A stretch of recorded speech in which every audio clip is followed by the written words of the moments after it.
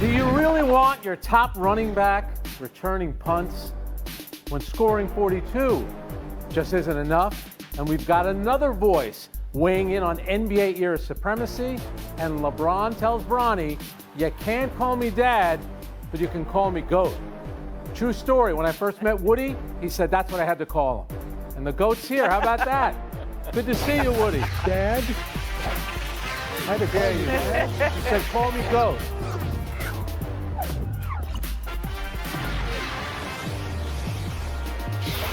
Hello, everyone. Let's start right here. It's official. Russell Wilson, the starting quarterback in Pittsburgh. Mike Tomlin announced it today after meeting with Wilson and Justin Fields and called it a difficult decision.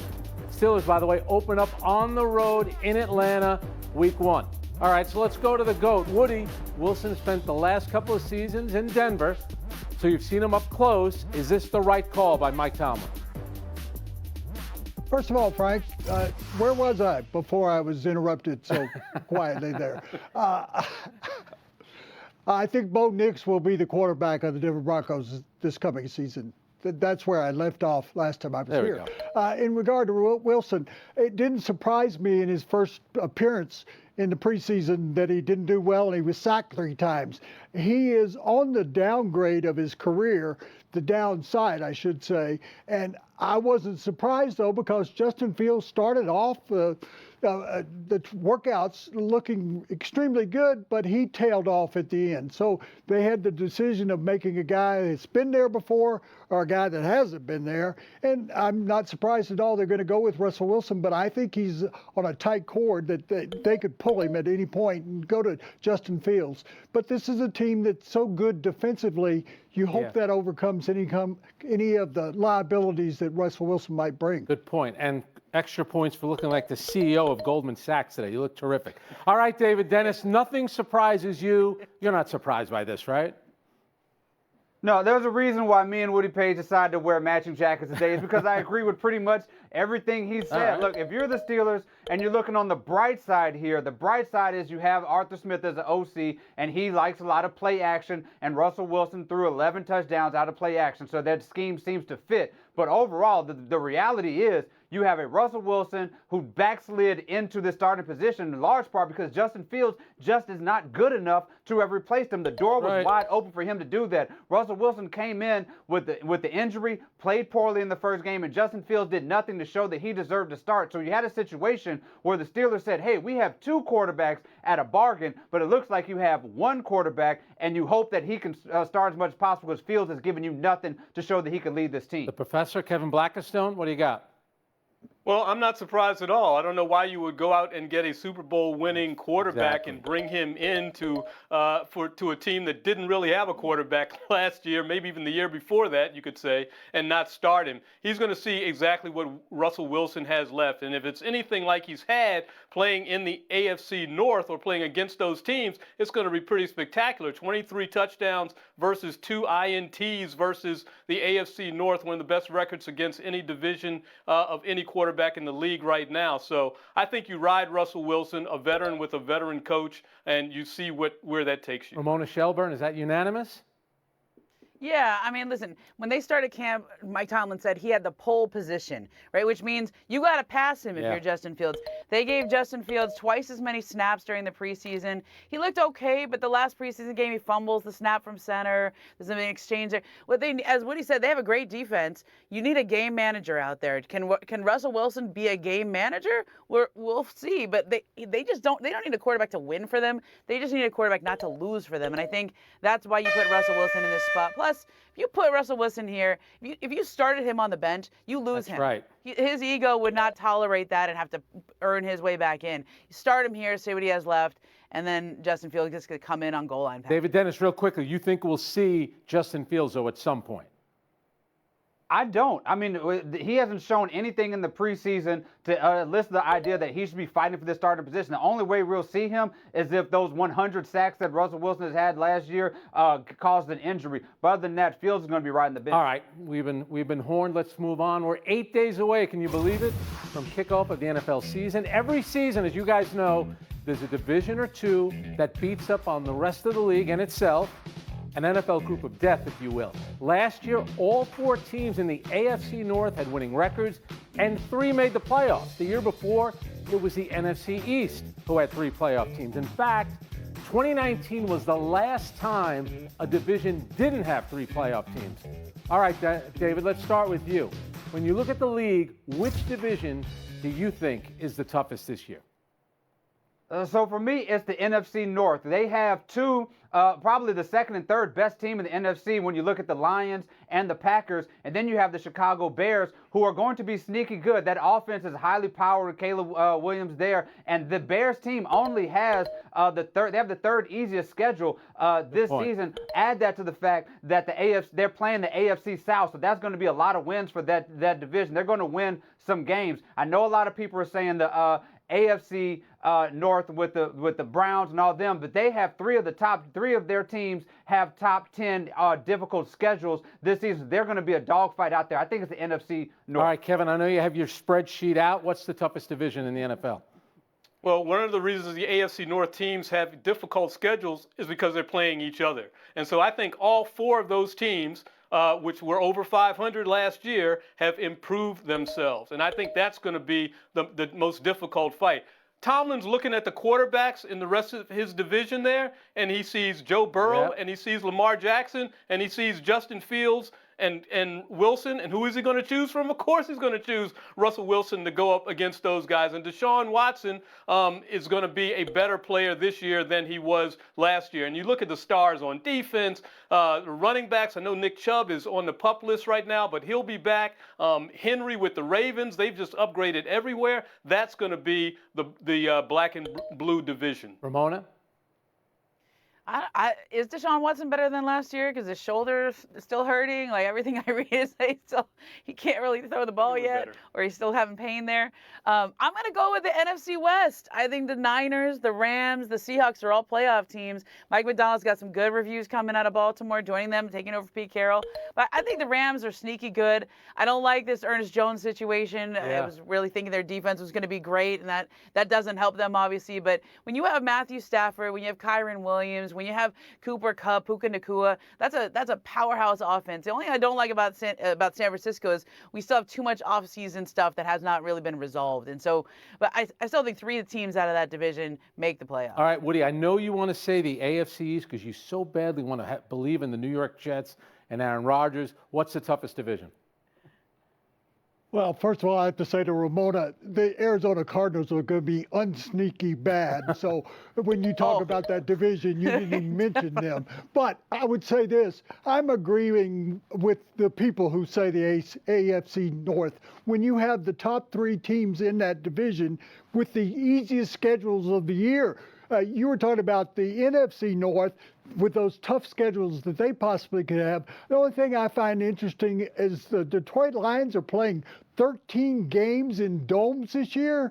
I mean, that's incredible. I don't know what the schedule makers were thinking about, or that they didn't make them play outside at least a couple more times. But I think when you have 3 teams that were in the playoffs last year, I think it's possible they could have 4 teams in the playoffs this year. I mean, that's how good I think the AFC North can be with those quarterbacks and with those defenses, as I mentioned, in Pittsburgh, and what Cincinnati's able to do offensively. I thought for sure you were going to give us everyone's schedule because I know you love to do that. All right, we've been horned. Let's move on. Well, that's what I did. I looked at the schedule. And who do you got? All right. Ramona, before you mentioned the NFC West, yesterday Sean McVay said that his running back, Kyren Williams, will return punts this season. Quote, it's another opportunity for him to get touches and impact the game. So, Ramona, does it make sense putting your top running back on special teams for more touches? You know, I don't love this, especially in the first 2 games when Jimmy Garoppolo is suspended for the first couple of games, because Kyren Williams is going to have to carry a huge load. He touched the ball 21.6 times a game. That's 3rd most in the NFL last year. So you're already going to give him the ball all the time. Now you're going to give it to him more. Give him the ball, but they have to rely on him. If anything happens to Matthew Stafford, you know who the Rams' backup quarterback is? Stetson Bennett. Ooh. For the first 2 games, that's terrifying if you're a Rams fan thinking about a team that could go deep in the playoffs. Woody Page? John, this is a ridiculous, ludicrous decision to make. You used him 22 times a game, as Ramona brought up last year. Where you're going to take away from that when you have him out returning punts? And he's been injured twice in a short career. You're going to risk on a punt return a guy that's your number one quarterback? We don't even think about number one running backs being returners. That you have to go back to Walter Payton maybe in the NFL, because they're so valuable on third downs and second downs. And if he returns a punt, you're going to usually not play him on first down, because you might have to rest him if he's been banged up. Makes no decision, no chance whatsoever of making success out of this. All right, David, how about this, though? He just wants somebody back there with sure hands who knows how to handle a punt. Maybe he'll run out of bounds to avoid contact. Maybe that's what the head coach is thinking here. Well, then get a guy who, with short hands, who can catch a ball and run out of bounds, who's not your leading running back. Like, that's the thing to do. The last time a 1,000-yard runner caught punt returns was the year 2000. It was Tiki Barber. You know what happened the next year? Oof. He wasn't a 1,000-yard rusher anymore. That's about how successful that goes. If you want to increase the touches of a running back, increase the touches of your running back and draw more plays for him. Don't put him out there catching punts and have the tendency, the possibility of him getting hurt for a low return. All right, Kevin, your colleagues here, they don't want Sean McVay to use one of his best players on punt returns. What do you say? Because they're worried that as a football player, he might get hurt. Really? Well, guess what? That happens Really? in football, in the NFL, the 100% injury league. Right now, it is a 100% offensive league. And so I wonder why your most skilled, most explosive, the guy with the most guile and the most guts isn't always on a kick return team, be it kickoffs or punt returns, and especially even at least use them situationally. I mean, right here in Washington, Darrell Green, arguably the greatest player in the history of this franchise, a great Hall of Fame cornerback, returned punts, particularly, though, in situations where a big break was really needed. So I'm fine with it. They got Blake Corum as a backup now. I love how you mentioned Darrell Green. Remember that famous one that he had against the Chicago Bears on the road? Oh, it hurts right now. School. Tore his rib. Speaking of old school, Kevin Garnett going after Ant-Man. Commanders into a discussion. Buy or sell next. Was I alive when that happened?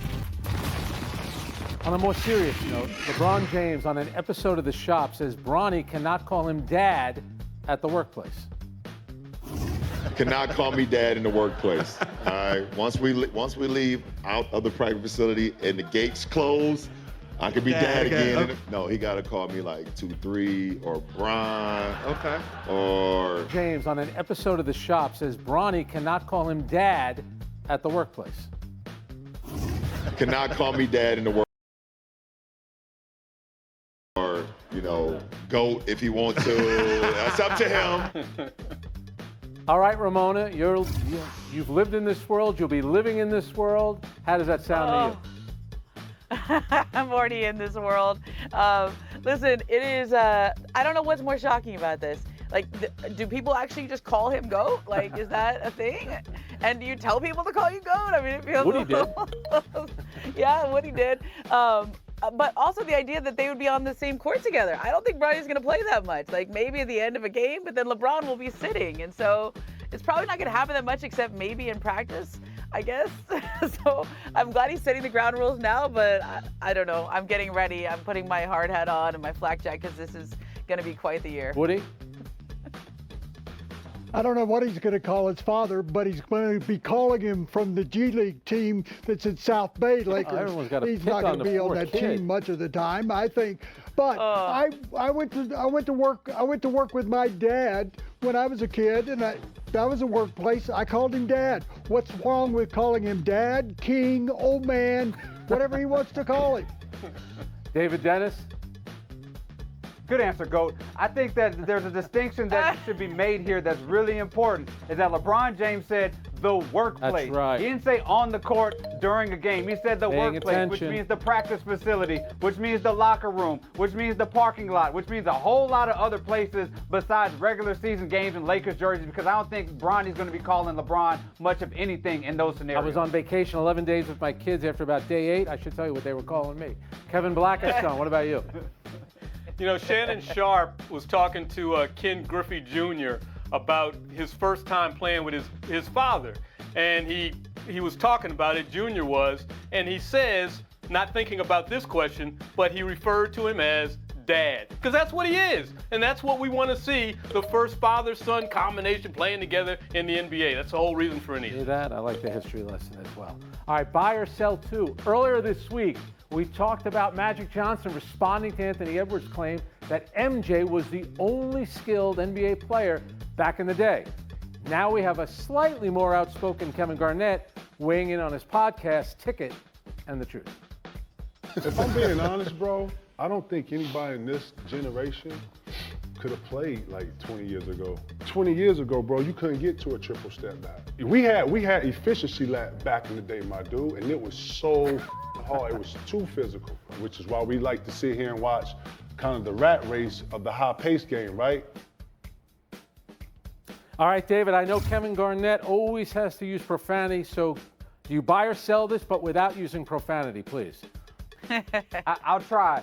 Anthony Edwards, what he said was absolutely ridiculous. But what Kevin Garnett said is just as ridiculous. Every time somebody says nobody from back then could play now, it doesn't work. But everybody says people from now couldn't play back then, it also doesn't work. There are players back then, Barkley, Magic, who would look great right now. You can't tell me that Wemby, Kevin Durant, LeBron, or Steph shooting 40 feet away, if you put them in the 80s, they wouldn't think aliens landed on this planet Earth to play basketball. There's a mixture of the middle. The answer is somewhere in the middle, and everybody's taking these absolutes sound silly every time they do it. Kevin? Yeah, and KG apparently forgot about the 80s basketball that Detroit played. He forgot about hand checking that was ruled out, but Derek Harper playing. But I'll say this, Anthony Edwards has now elevated himself into that pantheon of basketball players, with Wilt Chamberlain criticizing Shaquille and MJ criticizing LeBron, and now you have Anthony Edwards being talked about in the same vein. Great for him. Ramona, buy or sell Kevin Garnett? You know, I buy it because, first of all, I love that Kevin Garnett is engaging here. Magic Johnson was like, don't talk to me until you won a championship. But Kevin Garnett likes Anthony Edwards. Like, Kevin Garnett still has an offseason home in Minnesota. He watches him. Anthony Edwards almost got him to come out to a playoff game, even despite Kevin Garnett's long-standing issues with Glenn Taylor, the owner there. I mean, and he even says at the end of this play, I still love you, though. I still love you. He loves the ferocity that Anthony Edwards has, and that's his brand, is that he calls out the old guys. This is his whole, he called out Kevin Durant, his idol. And so this is just Anthony Edwards being. All right, Woody, you're the big ticket on this show. What do you make of what the big ticket said? I'm selling both guys. You could have played back 20 years ago. These athletic players now, what they're able to do, those players from 20 years ago, having covered the sport for 55 years, I'm telling you, the quality of play in the 70s was not good in the NBA because the ABA actually had better players. But I think throughout the eras of basketball, players could play in any decade they wanted to. I'm more concerned, Frank, about these young people on Around the Horn, these panelists. They couldn't have been on this show 20 years ago. They don't have any low post moves. You're 100% right. And just for that, we'll take Show up wearing t-shirts. two of the youngest on the show. You're both out. Look who we got in the final. The GOAT and David Dennis. Two old guys. Young and old. Really young. Showdown next.